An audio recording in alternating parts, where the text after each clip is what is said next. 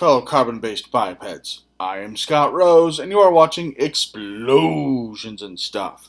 Today, I'll be reviewing the 2016 film The Call-Up, starring Max Deacon, Morfydd Clark, Ollie Cook, and Tom Benedict Knight. But first, a word from our sponsors.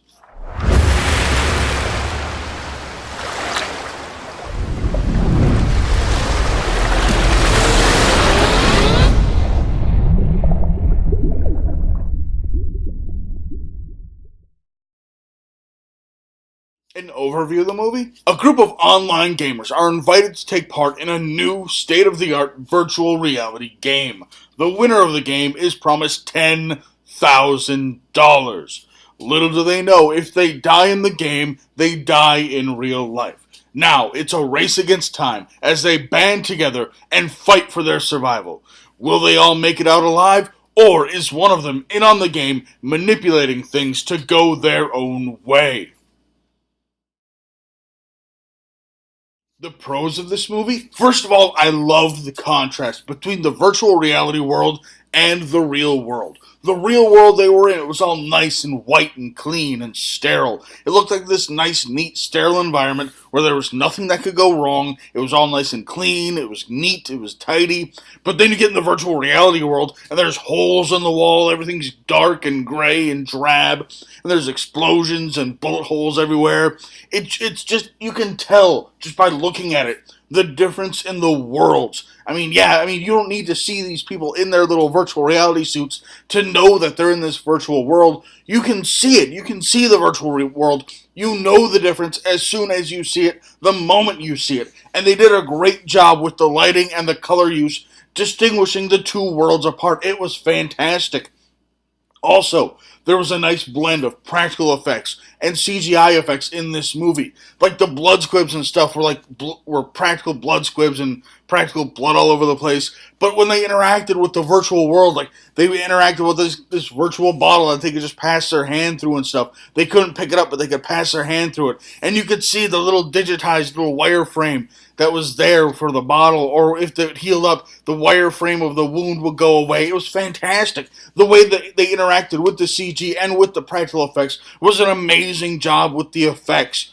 Also, I think this movie was well acted. All the actors in this movie did a good job portraying their lines, portraying their characters, getting the emotion across. They did a fantastic job with the acting in this movie. The cons of this movie? Well, to be honest, I didn't care about any of the characters in this movie. I know that sounds kind of weird, seeing as how I was just praising them for their acting. But this isn't me not caring about these characters isn't an acting issue. It's a writing issue. These characters were written in a way that they weren't developed at all. I couldn't care about them. I didn't have time to care about them. Whether or not they lived or died, I didn't care. Most of them did die. I didn't care, though. Like, okay, that guy died. Okay, that guy died over there. Okay, now she died. Okay, whoop-de-doo. Moving on with our lives. These people are dying. I don't care. I didn't care about any of these people, any of these characters, one bit whatsoever. There was no emotional connection between me and these characters at all. I didn't care what happened to them. Also, this movie was slow. They had lots of potential for action scenes in this movie. Here they are in a virtual reality first-person shooter. They're in this building that has been taken over by terrorists, and they're on the 29th floor, and they have to fight their way down to the first floor. There's lots of potential for action scenes there, but they didn't really have any. There was talkie, and there were some action montages with slow motion and stuff, where it didn't really show any action. It showed them in their virtual reality suits with their virtual reality guns. It showed them in the real world, and sometimes them in the virtual world. There wasn't a lot of action in this movie, and that really slowed it down quite a bit. And also, this movie was predictable. Really predictable. I've said this from the beginning of the movie. I was like, that one's gonna die, that one's gonna die, that one's gonna die. She'll probably live, and he's gonna die. And I was right. Okay, one person I was wrong. He did die. I thought he was gonna make it. Ooh, I was wrong on one person. But everyone else who I predicted was gonna die did die.